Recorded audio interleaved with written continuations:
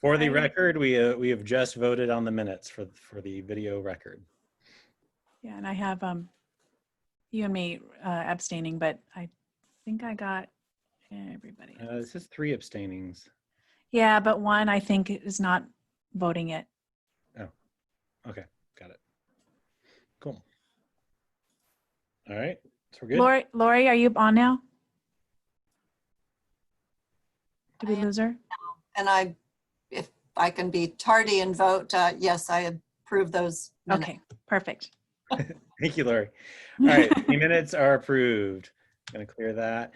And just so you know, for anyone who's new, who's going to be seated today, please don't vote until you are officially seated. So we are right now still the only voting for those who are on this past year's Senate, and we'll do a transition thing at the end. All right, President Schott. Let me find you. Where'd you go? Oh, there you are, right there, man. Got it. Good afternoon, everybody. I must say, even though I can only see you in little squares, you all look a little tired. Maybe it's because I'm seeing you through tired eyes. I think, has this been one hell of a term or what? It's like we cannot get a break for what kind of insanity is going to come our way next. So let's hope we can finish up the next couple of weeks and have a better summer. So a couple of things I wanted to put on your calendars. We're having the end of the year virtual breakfast without food, of course, on June 10th from, I think it's 8:30 to 9:45. We're going to do it as a live stream. So those of us who are talking and giving awards and stuff like that will actually be in the Rogue River room. There won't be an audience. But we're going to try to make it fun and interesting. So June 10th, come to put that on your calendar. Hope you can watch your colleagues be recognized for their amazing work. Second thing is, I know many of your departments are planning commencements, some kind of recognition ceremony. And some of you have reached out to me. If you haven't, if your department would like for me to do something, please let me know. I'm happy to, film a little clip of myself saying congratulations, or pop into a virtual ceremony if it fits on my calendar. There are a couple that are already in conflict, like music and MBA hooding, I think, conflict with each other. But if you want me to do something, let me know. And I wanted to let you know that we are planning some kind of visible events, recognition around campus, banners, names of graduates, things like that. So folks are getting pretty creative with it, and we'll have more information as that's all developed. We probably should have done this a little bit sooner, but I hope you understand, everybody, just like you, everybody's running as fast as they can and just not quite able to keep up with everything. Third, the work on the resumption of activities that we're calling it now, not reopening, since we didn't close, the work is proceeding very, very well. Some of you are involved in that. I saw a draft of the phase 1 today. It's incredibly detailed. I think it'll be very helpful. And then I think folks are finishing up the phase 2 work. So we plan to have something out on that in the next couple of weeks, probably next week, maybe on phase 1. And then as soon as after that, but while you guys are all still on contract, some kind of webinar to go over what we're thinking about phase 2. And other than that, my time is spent thinking about money, budgets, enrollment, and trying to keep support for SOU strong. I had a good meeting with Pam Marsh last week. Have a meeting with Pam Marsh and Jeff Golden tomorrow. We continue to talk to business leaders. We had a discussion today with the executive director of the HEC. So, you know, that's one of my primary goals right now, is to help people understand the situation that we're confronted with and the importance of keeping this institution as whole as we can, not doing any more, you know, let's stop before we end up doing damage from which we cannot recover. So I'm spending a lot of time on that. And I think it's paying off. I really do. I mean, that's my cautious optimism. I think, especially the folks in our region and this community, there are so many alumni, and they're now business leaders, and they love this institution, and they're willing to fight for us. So hopefully we don't get quite to that point, but it sure is great to know that they're there, they have our backs, and they're willing to stand up for this institution if we need them to. Happy to answer any questions, Andrew. Questions for President Schott? Kimball? Hi, President Schott. Yeah, I'm sure you're a little bit busy. I would not want your job these days. Actually, I never want your job. But anyhow, my question for you is, I'm concerned about just sort of the whole schema for planning on the reopening. And, you know, I realize all anybody's seen are drafts and pieces, but I just would kind of put out a plea on behalf of all of the faculty and students and the whole university, actually, that we have something relatively firmly decided as a default before you know, we leave in 2 weeks. I just feel like so far what I've seen is we want to try to be ready for anything at any moment, and that's just I believe is going to drive a lot of people crazy.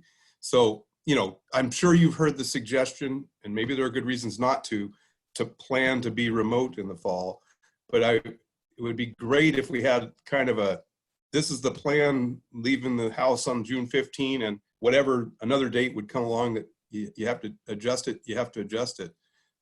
Anyway, that's my plea, my question, sort of. Well, I'll let Provost Walsh chime in, but as far as we are planning to be open and in person, knowing that it will involve a lot of hybrid activity, and that in person may mean something different.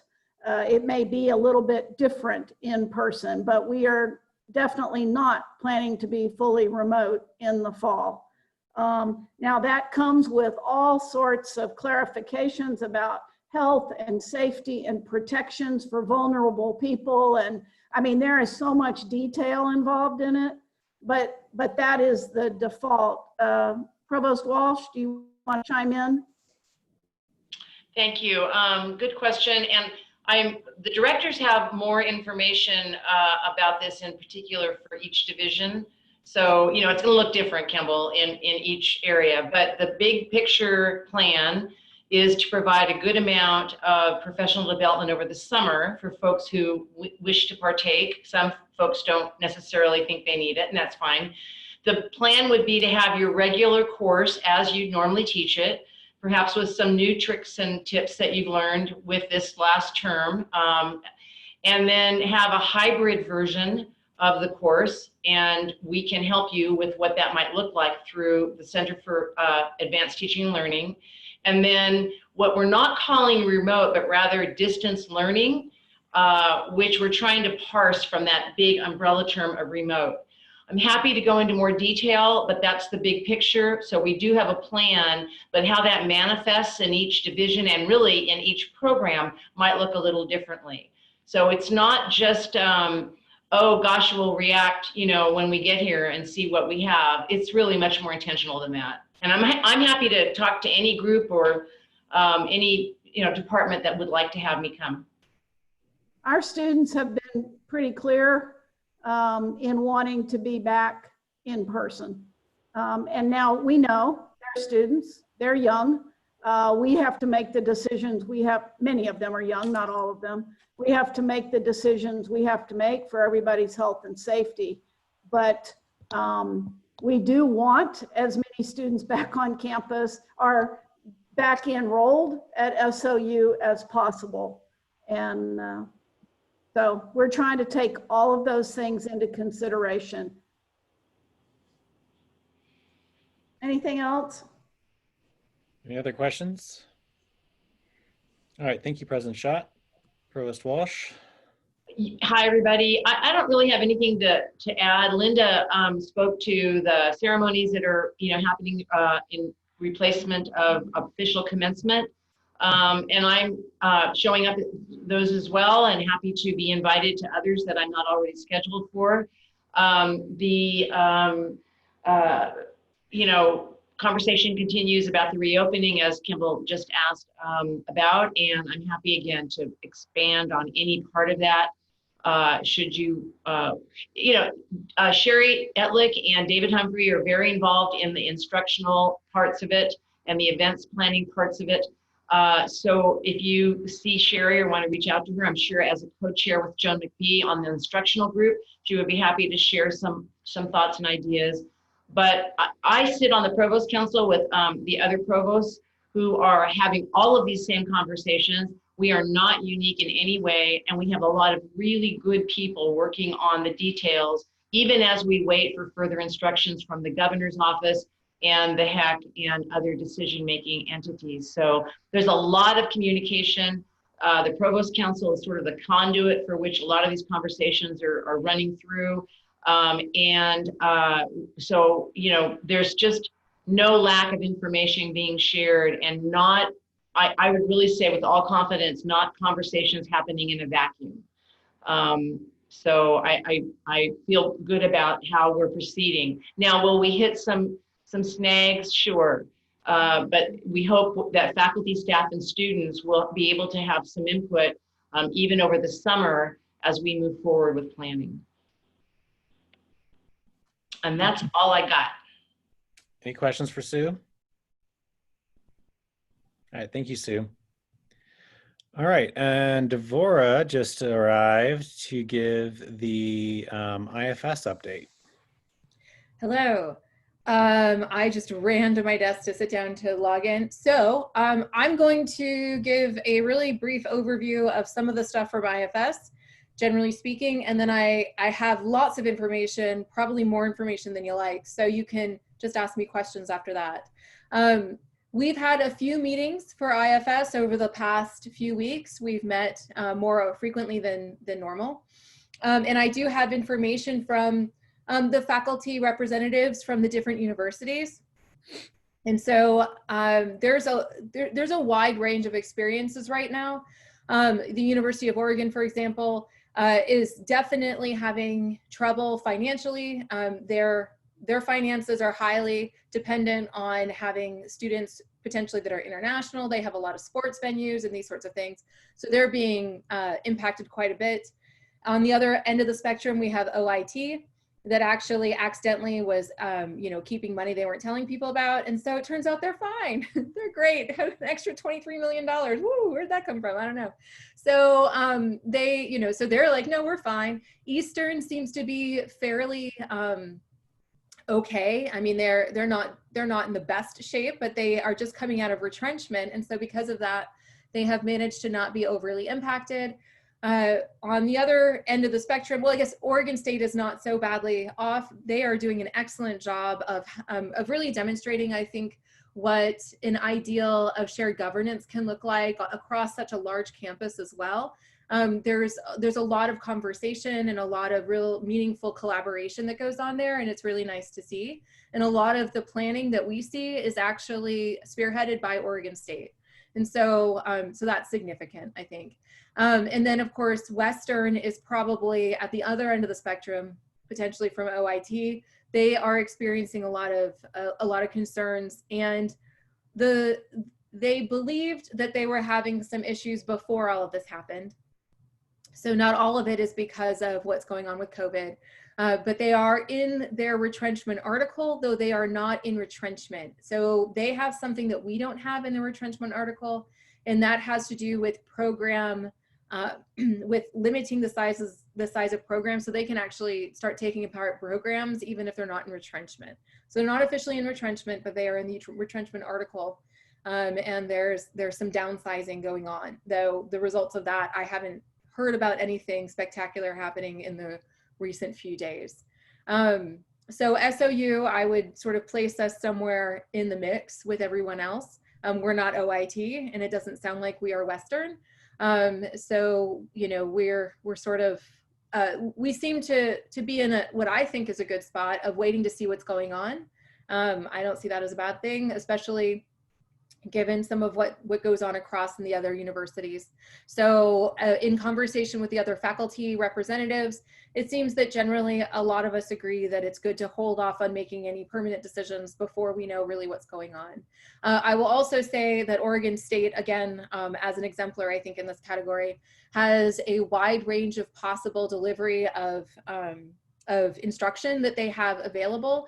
They've done a lot of work to make sure that faculty members have control over delivery of curriculum, pedagogy, and have a high degree of sort of management of what mode of delivery they're going to be utilizing. And the faculty are having a strong voice in being able to explain what is needed from their class in order to do what they need in their classroom while still maintaining things that are consistent with what public health requires.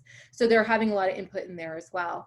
And Oregon, and the University of Oregon is on the other end of the spectrum, and they're not generally particularly happy about that. So I would say we don't want to be like the University of Oregon. So that's my overview. Is that helpful? There's so many things that have happened. I don't want to drown you in lots of details, but these seem to me to be some of the overarching themes. What I will also say is that there's a statement that that was put out by the IFS to the HEC and also to some other places. I can't remember exactly where we put that statement out, that outlines the IFS communal sort of concerns from the perspective of faculty at state universities. And I would like to get my hands on that and present it actually in Senate. Currently, I don't have, Rob over at the University of Oregon, he is the one who wrote it up for us. And it was a wonderful statement that he delivered, but he's had trouble finding where he put the statement. So we just have the, bullets. I would like to get the whole statement over to us all so that we can maybe review it and see if Southern Oregon University wants to also just add our names there aside from IFS. What it basically suggests is that we are unified in our desire to collaborate, our desire for shared governance, and our desire for faculty to maintain their strong voice over decisions impacting curriculum and course delivery and pedagogy. And so those are some of those issues. And then also, it also states that faculty have a strong interest in being part of decisions that have to do with their safety. Thank you, Devorah. Any questions for Devorah?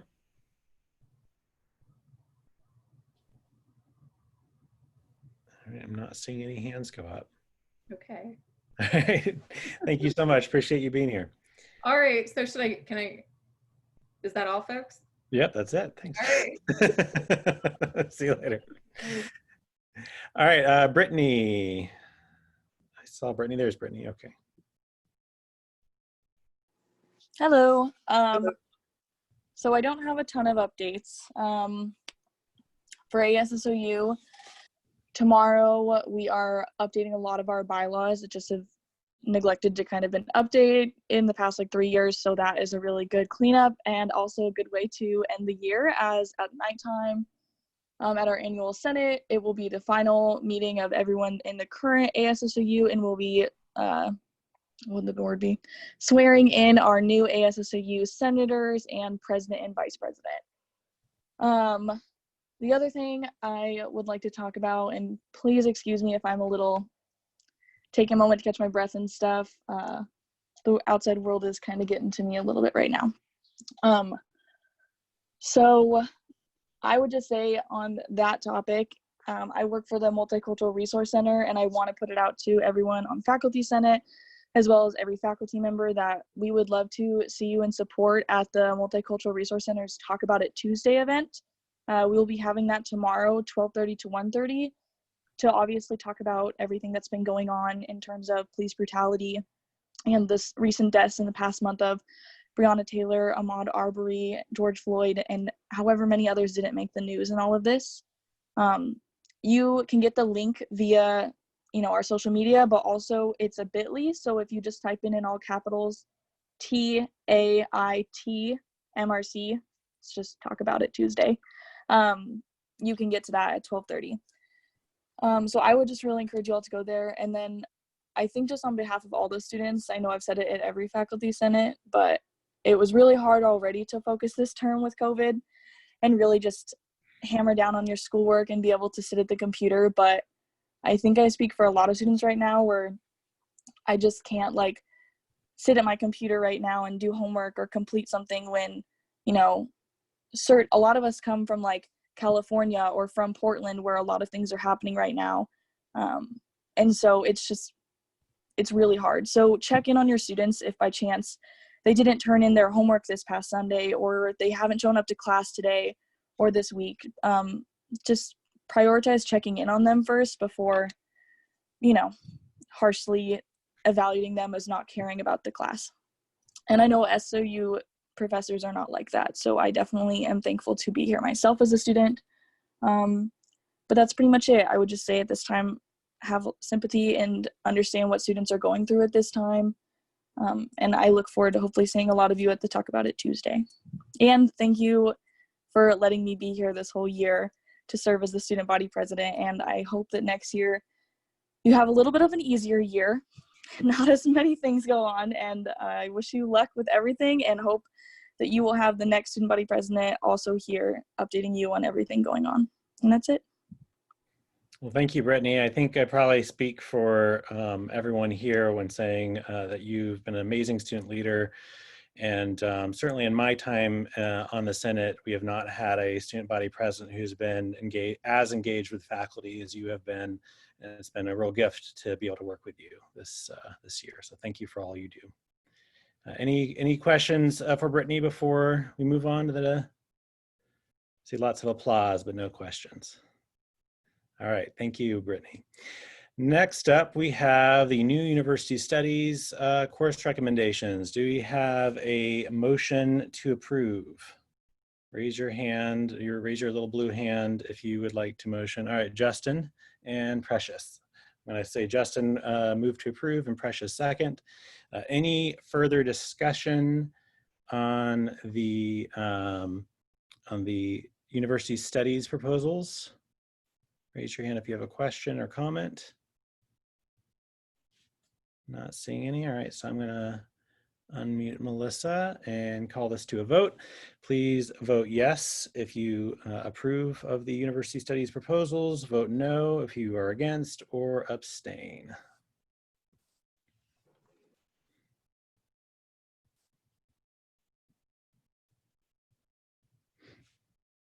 Chad, are you voting?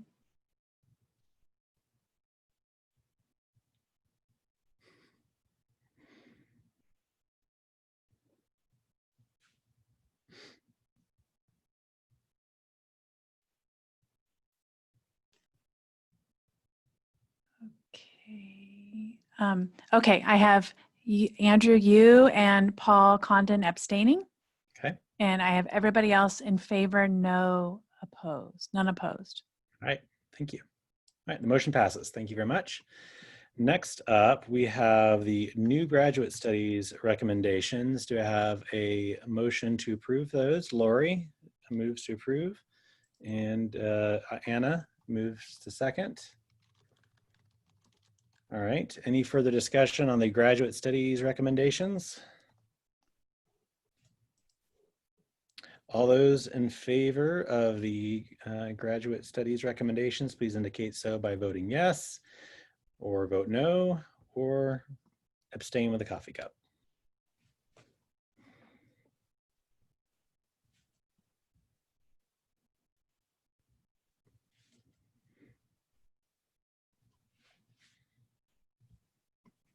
And I am seeing only you abstaining, Andrew. Okay. All right, thank you all. Motion passes. All right, now to the big ones, which are the bylaws votes. And I'm going to take these one at a time. So first, want to see if we have a motion to approve the COVID-19 tenure promotion recommendations. And that has to do with the small change of making it easier to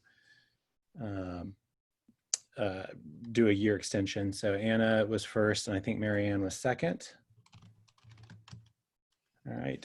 Any discussion of this bylaw change before we take a vote? Any questions or comments? All right, looks like we are good. So all in favor of this bylaws change, vote yes. All opposed, vote no. And if you are going to abstain, pick up your coffee cup. April, is that a yes? She missed her yes button.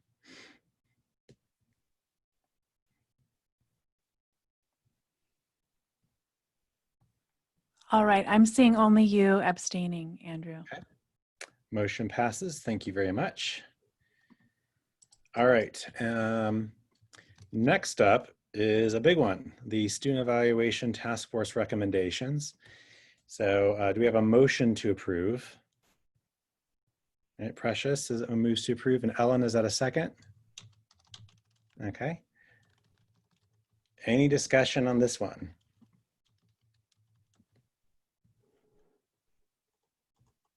It's a big one. No discussion, no questions or comments? I'm here, I can answer them. You did such a thorough job presenting all this stuff. Kimball, oh, Kimball's waving his hand. This is just clarification. Is this in the group in which we are definitely creating a committee to sort of shepherd the evaluations going forward? Yeah, so this motion would include the changes both to Section 5 and to Section 1, meaning the addition of the creation of the permanent committee to shepherd the process. Okay, thank you.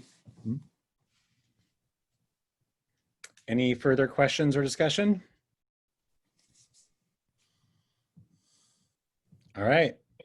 All those in favor of amending the bylaws in accordance with the recommendations of the Student Evaluation Task Force, please indicate yes. All those opposed, vote no. And all those abstaining, pick up your coffee cup.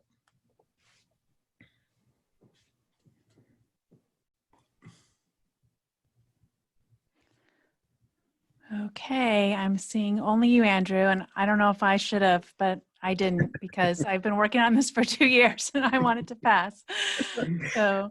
All right, motion passes, and I think that one deserves a little round of applause because that was a lot of 2 years of enormous work. And thank you, everyone, for shepherding that. I'm excited to see that come to fruition. All right, next up we have the professional track contract alignment recommendation. So that's the MOU task force, the recommendations from that group around professional track faculty. Do we have a motion to approve on those bylaws changes? I have Prakash, and do I have a second? Ellen? All right, any further discussion on those bylaws changes?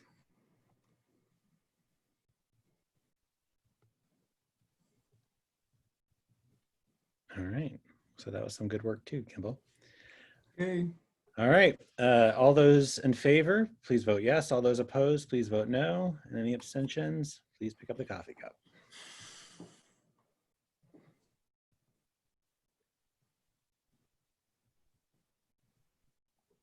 I'm seeing just you abstaining, Andrew. All right, thank you, the motion passes. All right, and finally, we have an obscure little fix to 5.212 1B. Very minor fix. Do we have a motion to approve? I'm not seeing anyone. All right, thank you, Justin. do we have a second? All right, Lori, seconds. Any discussion on this little fix? just for the record, remind me what this fix is. I mean, You know, honestly, I'm gonna have to reopen. Hold on. I'm digging frantically and I'm not getting there. I fast. bet Lori could tell us. No, she's saying no. Never mind. Let's see. Unmerged documents. Here we go. So originally it said for your supporting documentation, you needed your most recent colleague evaluation, if more than 1 year old, include most recent annual evaluation. The fix is replacing if more than 1 year old, include most recent annual evaluation with if more than 1 year old, also include any subsequent annual evaluations with the most recent colleague evaluation. Okay, thank you. Mm-hmm. All right. Any further discussion? I was like, what? All right. All those in favor, please vote yes. All those opposed, please vote no. And if you're abstaining, pick up your coffee cup.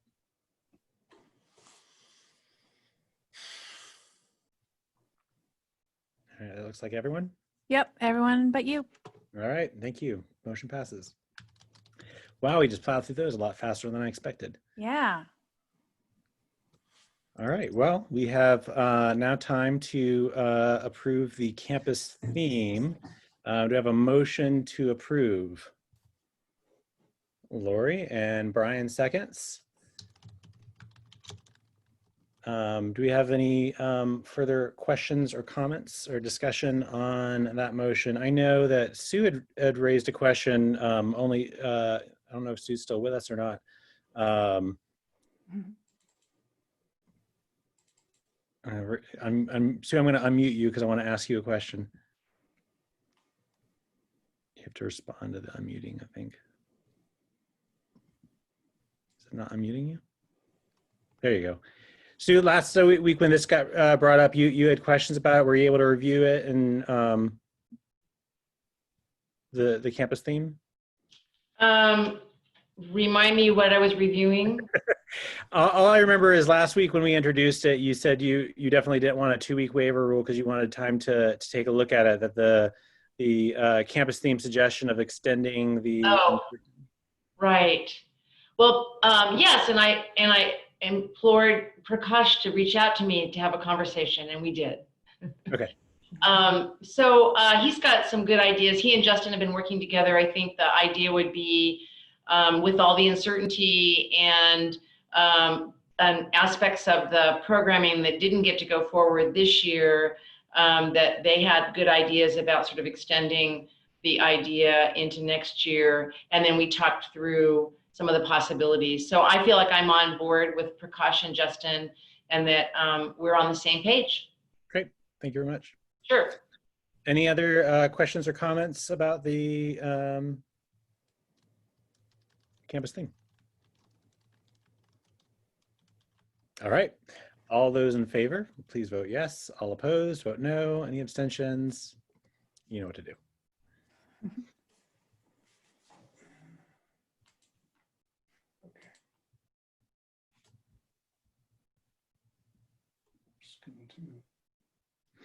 All right. I believe I'm just seeing you and Justin abstaining. Mm-hmm. Looks right. All right. Thank you. The motion passes. All right. Next, we have the appointment of faculty representative to SAU Foundation Board. So at the sort of very end of the meeting last week, I introduced into the record that Janet Fratella had asked for the reappointment of Lori Rutsbury to the foundation board. So we have a motion to approve Lori. All right, Lori and Brian seconds. Any further discussion on the, oh, Kimball has a. I just, again, question of clarification here. Is this a position that has a definite term to it or any other sort of customs or rules as far as how it gets transitioned? That's an excellent question. I don't know the answer to that. I don't. It's I'm come up always- before. Pardon me? Since I've been a senator, it's come up before. I remember when we agreed to have Lori Rutsbury do it. So it must have a term, like 2 years or something. Do we know if that's a term that's probably not set in our bylaws? Is that set in the foundation bylaws? I would guess so. Yeah, I don't know. I have not seen it in ours that I'm aware of. I don't suppose Janet's with us. She is not. The letter she sent me is in the drive. I told her that we would be voting on this today. I mean, I guess, I'm certainly going to vote for it. I'm always thrilled when somebody, with experience wants to continue. I'm just wondering, in whatever, we should be in accordance with whatever their bylaws are. Okay. Oh, Glenda's raising. She might have something. Well, I'm only raising my hand to say that I'm texting Janet about it at this moment to see if I can get an answer, because I don't really know. I think it's probably a 2-year term, because as Melissa, that seems about right. But I'll see if I get an answer. And if I do, I'll raise my little blue hand. Okay. Okay. Well, Campbell, do you want us to, I don't know if we can put a pin on the vote before, continue discussing and do something else and come back to them?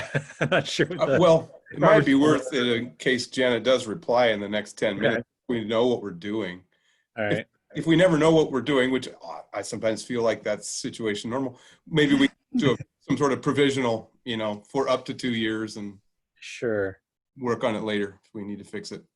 All right. Well, then I'm going to, can I just move on to the next agenda item and leave this as an active motion? Then I'm going to go on to the Carpenter 2 grants then.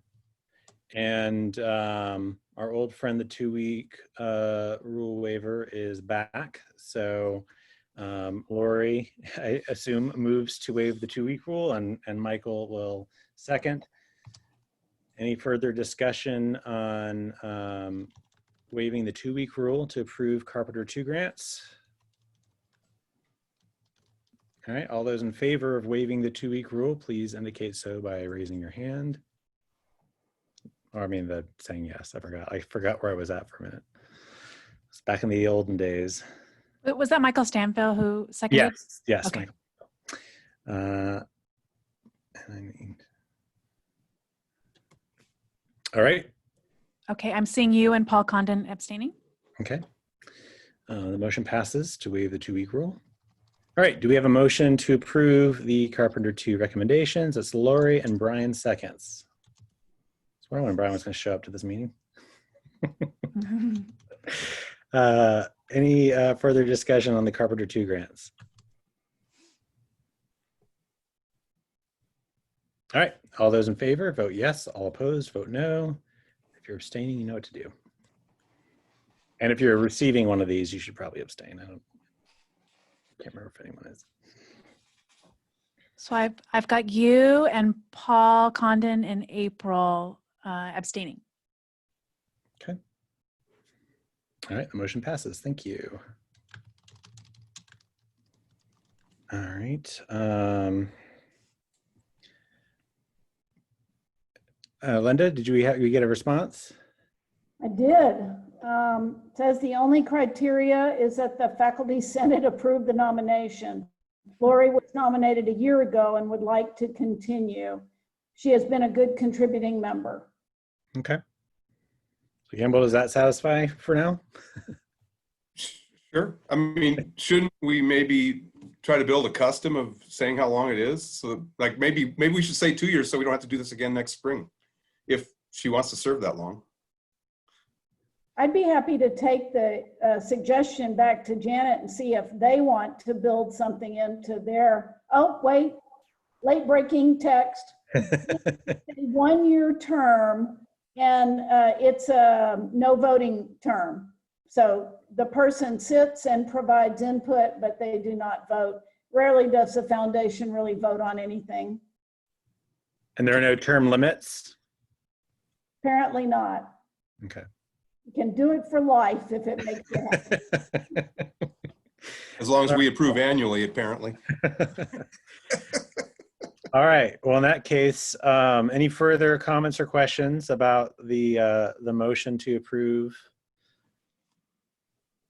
All right. All those in favor of reappointing the faculty representative, please indicate so by voting yes. Any opposed, vote no. If you're abstaining, you know what to do.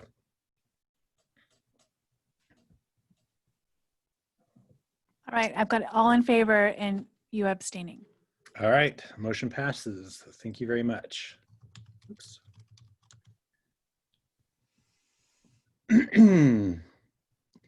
That was my last exciting vote as Senate Chair. So with that, I would like to thank some senators who will be stepping away.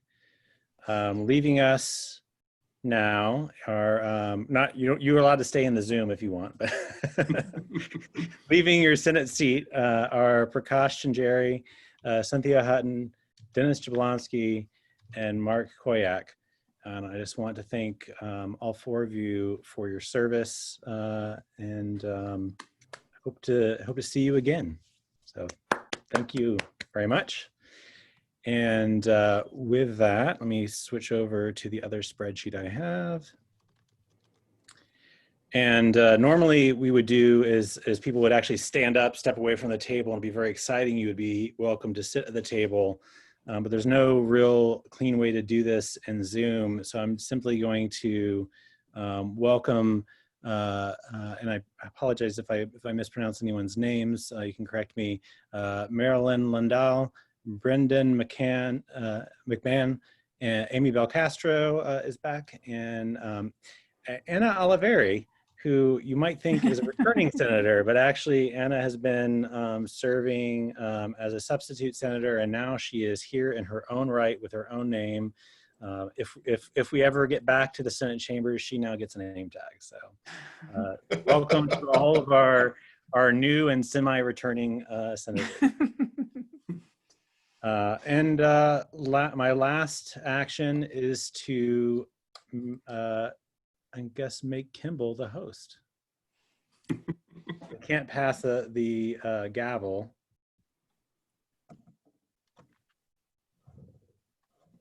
I'm going to make you the host.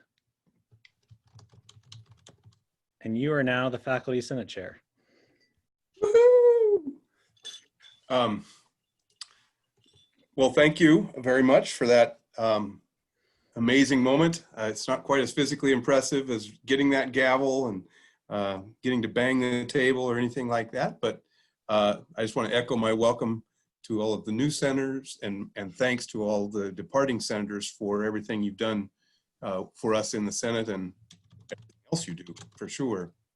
As you can tell, if you've looked at the agenda, we do have a couple of things we want to take care of in terms of just positioning ourselves for next year. Before we do though, Andrew sent us a really nice sort of thank you message, but I think we all need to publicly thank him for 2 excellent years as Senate Chair. So thank you, Andrew, for all you have done.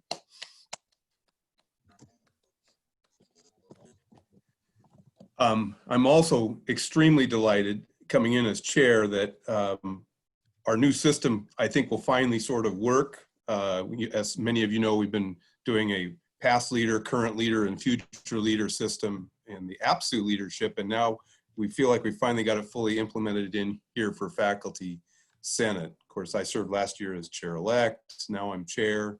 Andrew went from chair to, I guess we'll call you past chair, but he's still a senator. He'll still be here. He'll still be sitting on the advisory council, and I hope that'll help cement some continuity as we move forward into some, frankly, pretty uncertain times. So really, let's go ahead and just take care of our housekeeping here. Just to set the stage, particularly for those of you who are new to the Senate, we need to have a few elections, or maybe it's just a matter of volunteers or whatever, for some certain roles. And One of the most important groups in Senate is the so-called Advisory Council. This consists of 6 or 7 faculty who meet in the Mondays interleaved with the regular Senate meetings. So we get to meet every Monday instead of just Senate Mondays. And that group meets with President Schott and Provost Walsh. And we have sort of 2 primary functions. One is to advise and receive advice from the president and the provost, but also our sort of more bookkeeping thing is to set the agenda and try to make sure we've got the next meeting organized and other activities coming in an appropriate way. So we are essentially the executive committee of the Senate. I'm mentioning all of these things at once. There are 4 people who, by virtue of their office, will be on that group, and that's myself as chair and Andrew as past chair. We need to elect 2 more officers, a chair-elect and a secretary, plus 3 people has been the traditional number to be sort of at large on the advisory council. So these all appear in your agenda. We're going to do them in order. I want to open the floor for any additional nominations for Senate Chair-elect. I would like to point out that Melissa Anderson has already put her name forward, or do we want to formally nominate her? Is that your hand, Andrew? Andrew, I'm going to call on you if I can figure out how to.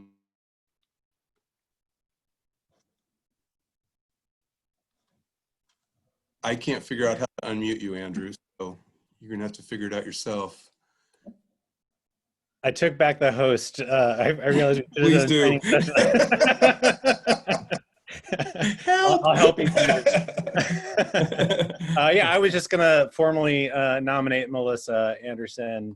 I cannot begin to tell you what an asset Melissa has been as our secretary these 2 years, an enormous help on advisory council and in everything I've done as Senate chair. And so I can't imagine anyone better qualified to back up Kimball and move into that role next year. So I would love to see Thank you. Melissa in that role. Sounds like that was an acceptance by Melissa. Are there any other nominations for Senate Chair, self or otherwise? So hearing none, I would like to propose that we simply vote by acclamation to elect Melissa Anderson as chair-elect. Please signal so by voting yes.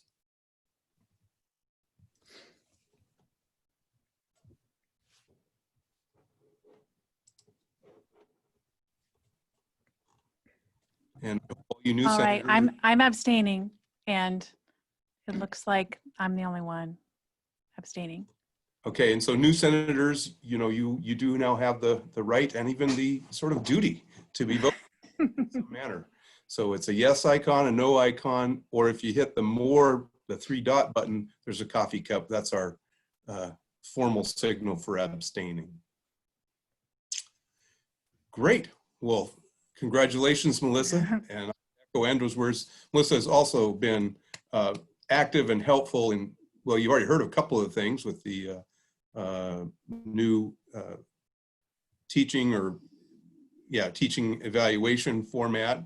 She was a leader on that group. She has also been a leader for our internal elections committee and I think also on Constitution committee. So you've had your fingers in a lot of pots, usefully and positively so. All right.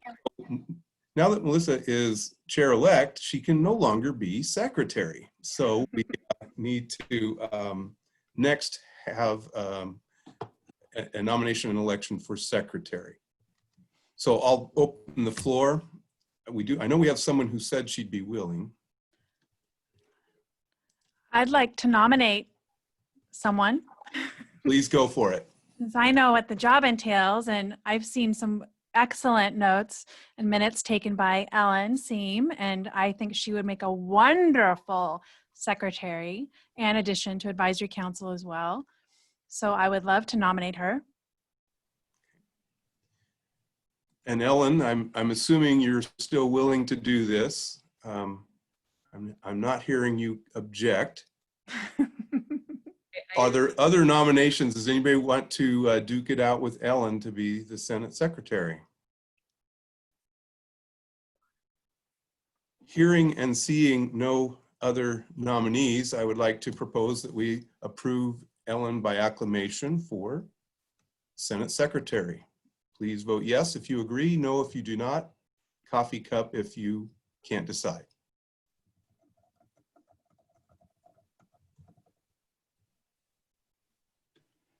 So I'm just seeing Ellen abstaining.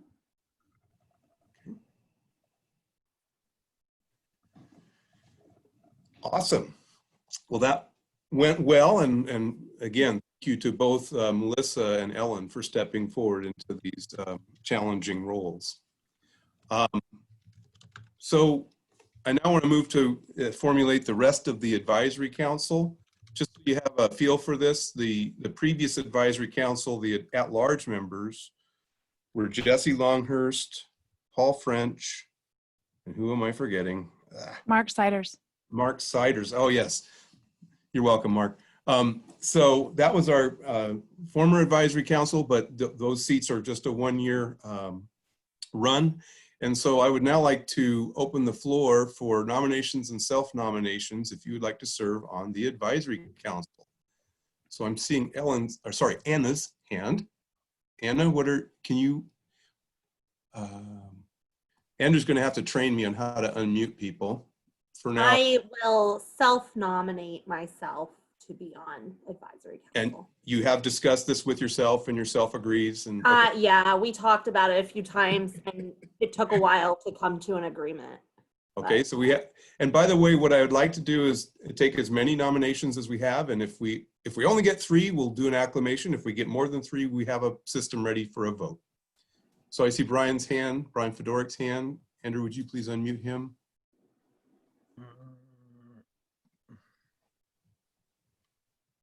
That was a mistake, unmuting me. No.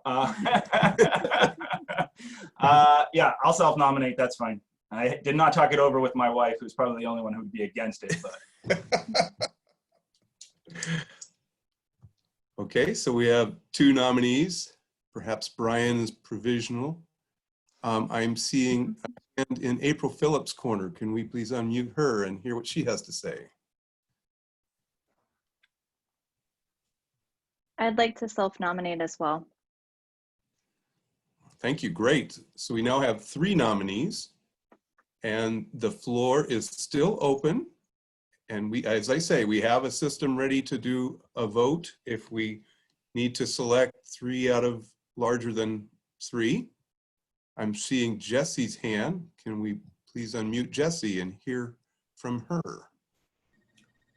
Oh, I didn't intend to raise my hand. Well, you did, so. Oh, I didn't mean to. I have done it for 2 years and I am happy to defer to someone else. That was an unintentional hand raising. Okay, well, So, we won't yeah, make it. If needed, I would be happy to be helpful, but it looks like there are 3 really qualified people. So no, I'm happy to turn that over. Okay. So let me clarify for the group, raising your hand doesn't automatically commit you to anything other than what you have to say. So I'm seeing no other hands. I'm going once, going twice, and gone on nominations for advisory council. So let me see if I have this right. We have Brian Fedorik, we have Anna Oliveri, and we have, sorry, and my brain's not tracking. April Phillips. April Phillips, thank you, as our slate for advisory council. And once again, I would like to propose we vote all 3 in at once on a vote of acclamation, given that we don't have a competitive election. So please vote yes if you agree with that, no if you do not, and abstain if you don't want to vote yes or no.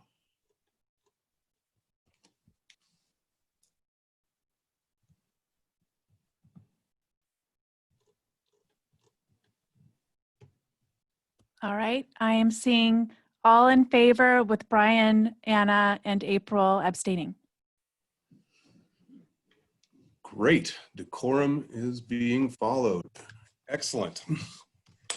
Okay, so the rest of what we need to do, we have 3 internal Senate committees that do quite a bit of work to help manage the workflow of our Senate. And they're listed there in your agenda: Constitution Committee, the Elections Committee, Committee on Committees. I think I sent all of the new senators an email alerting you to what these groups are and a little bit about what they do.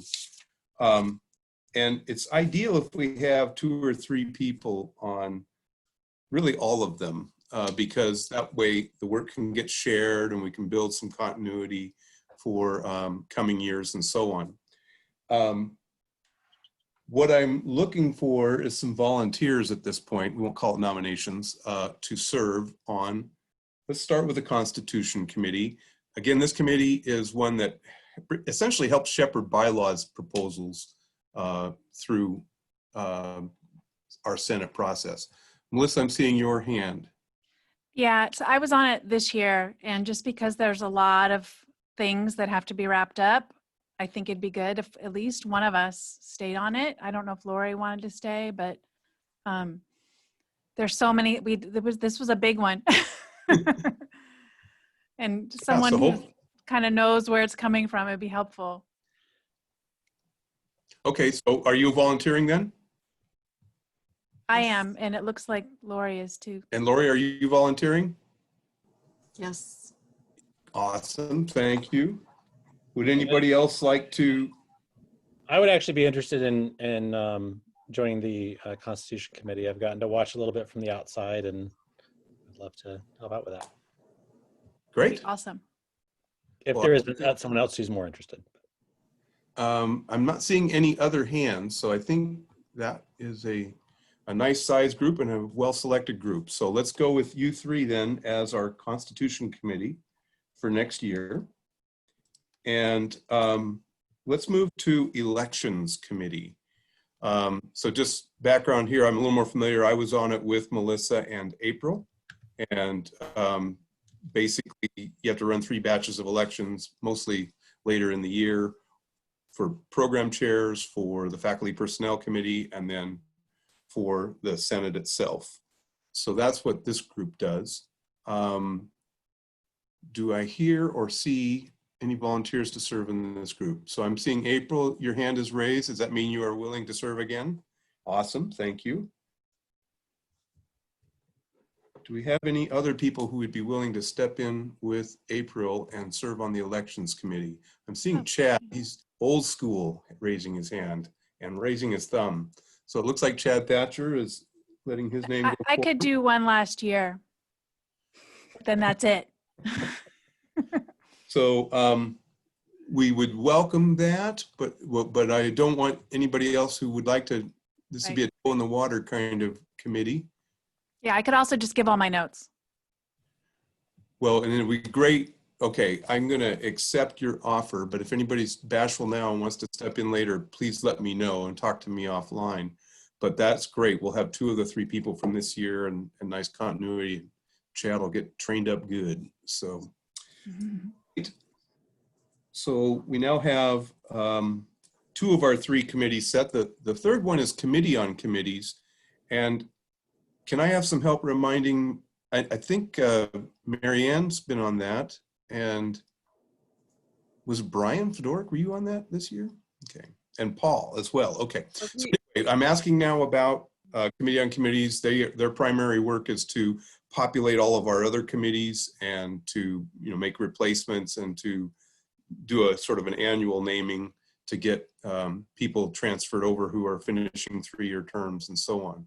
So I'm seeing Marianne's hand raised. You're willing to do this again? No. Oh, that's not why I raised it. Apparently, Marianne's not willing to be on this committee anymore. I just wanted to say about Brian that he replaced Precious when she was on sabbatical.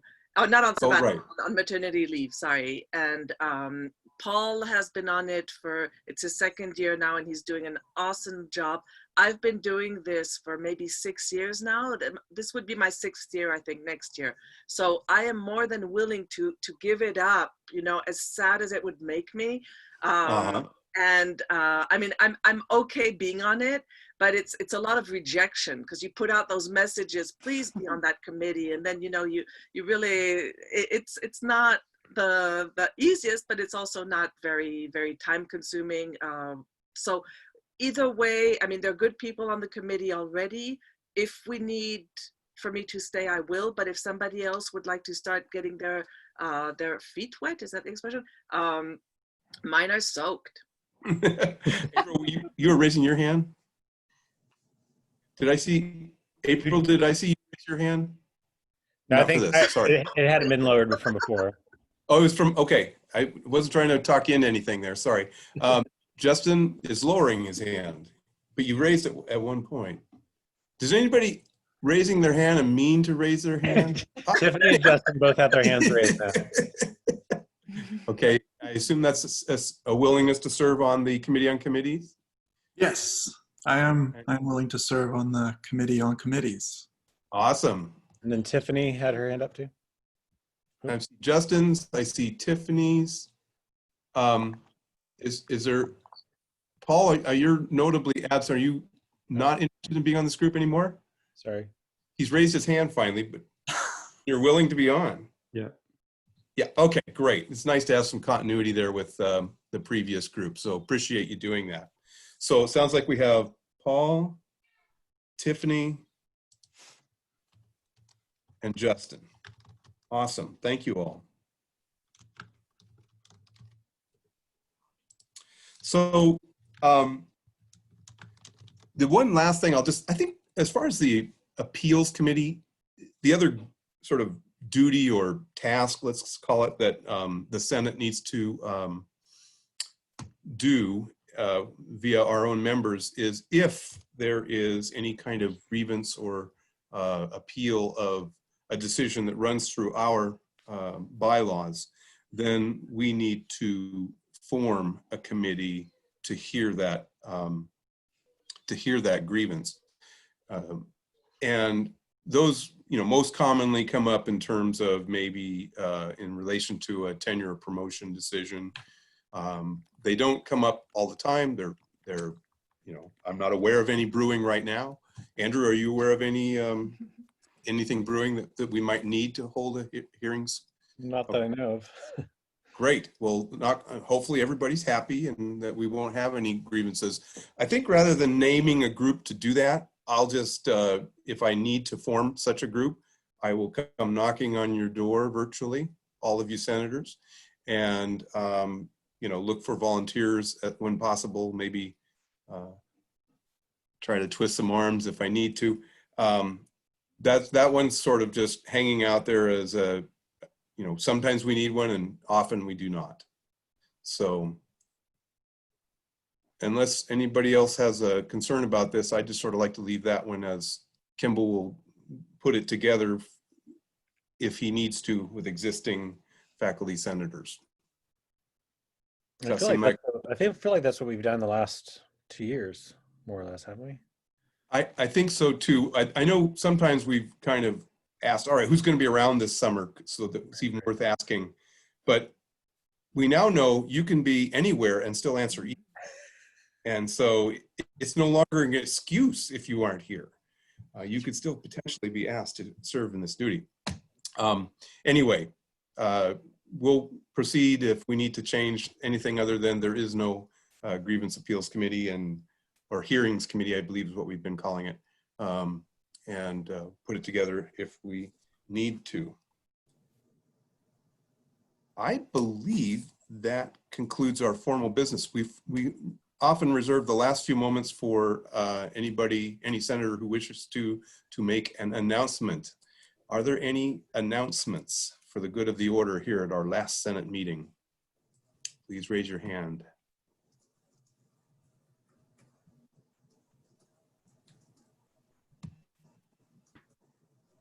Well, we're either very weary or just a little bit energy. Brian raised his hand last Okay, minute. all right. Well, all right. Anybody but Brian have any? No, go ahead. Recognize Brian. So traditionally, at the end of this, there's like wine. So Kimball, where's the virtual wine that you can pass out to all of us? whine. You hear me complain enough. You don't need to hear me. I'd like to make a virtual toast to Andrew for a job well done. Good job. Good job, Thank you. Andrew. Thank you.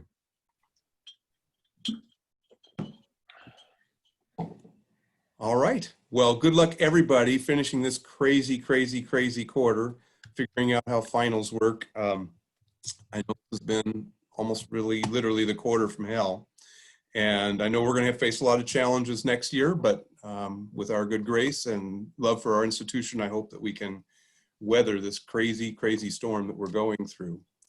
I'm certainly committed to trying to keep you all informed, and I would love it if you give me feedback. If you want me to get something on agendas, you want me to follow up on something, I feel that's definitely the Senate chair role. So I'm committed to trying to represent you and to hear your concerns and to do the very best job to be that faculty interface with our administration.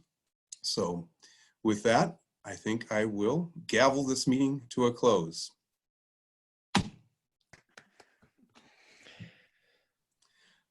I'm going to stick around in case anybody wants to ask me any questions, but you're excused. I'll have to mail you the gavel, Kimball. Okay, please do. There actually are two, and what we should have done is should have given you one of them, and so we could do the whole like handoff. Oh, right through the screen, yeah. I dropped the ball on that one. Oh, that Dad, I would have a have Here, let me question. just unmute all. Okay, Dad? unmute all. Yeah, that's a good idea.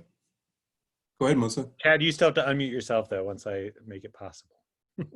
Hey, okay, got it. Hey, I was going to say, is Sarah still planning on being around next quarter? Yeah, so Sarah graduates, but I'm in the process of figuring out what we need to do to train someone new. Okay. So she's putting together a handbook for her successor. Okay. And I certainly hope that there will still be peak funds so that you can have that as a student position again. Okay. As the intention. Yeah, I meant to say she did a great job with that. So that was great Did. having her around. Yeah. Yeah, she's been great.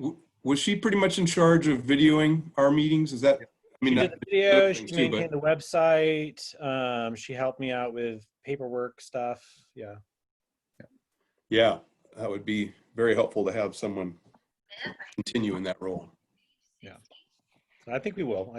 Unless they cut peak. I mean, I don't know if there's any plans to cut peak funding, but I think that comes from a very particular source. So I think it's probably safe.